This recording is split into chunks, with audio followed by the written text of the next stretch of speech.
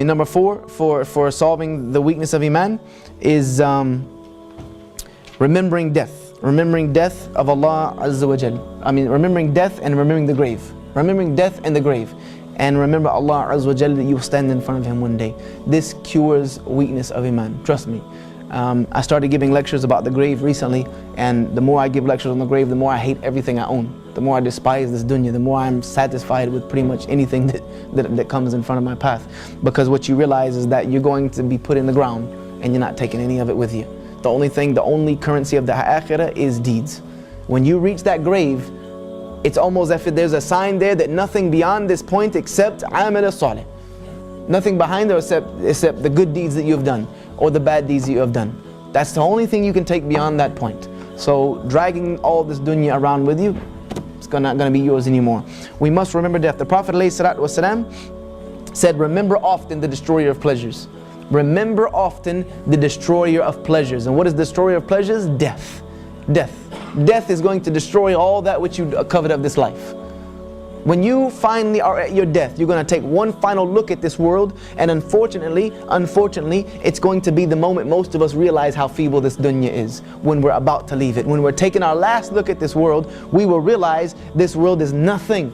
Nothing. We will realize how feeble it is. But the people who are blessed are people who realize that before death. The Prophet ﷺ said about this dunya, and this is how we're going to finish inshaAllah. He said about this world that once he was walking with his companions, and there was a dead carcass on the side of the road that was deformed. A dead, deformed carcass on the side of the road. And he picked it up. It had little ears, it was deformed. He picked it up. And he said, which one of you will buy this from me for a dinar?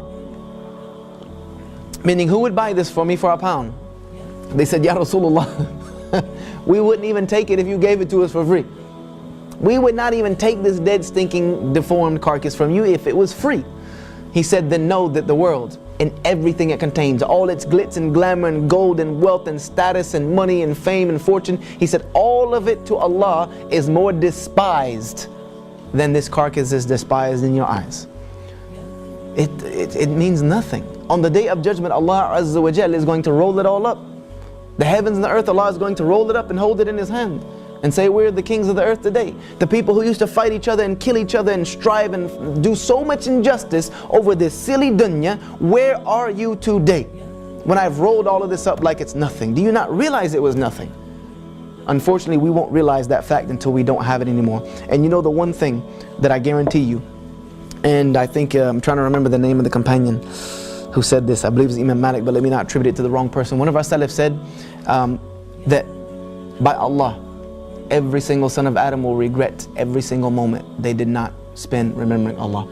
Every moment you did not spend remembering Allah, you will truly despise it and regret it. So we have to remember that. We have to remember that we're leaving this dunya. We can't take any of it with us. And we will regret. We will regret. Allah says in the Quran, and I finish with this, and let this not be any of us. When the angel of death comes to them, they cry out, Ya Rabb, Ya Rabb, irji'un, send me back. Irji'un, send me back. Why? Why do they want to go back? Do they want to go back to pray? La. Do they want to go back to see their family? Do they want to go? No. لَعَالِي أَعْمِلَ الصَّالِحَ فِي مَا تَرَكْتُ. So that I can go do some good with that which I left behind. So that which I left behind, I can go back and get it and do some good with it.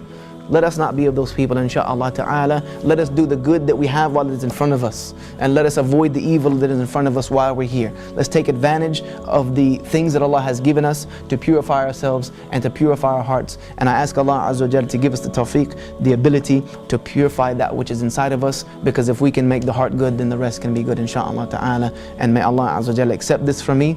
Anything that I have said that is good, Allah says in the opening of His book, Alhamdulillahi Rabbil Alameen. All praise is for Allah Azza wa Jal alone.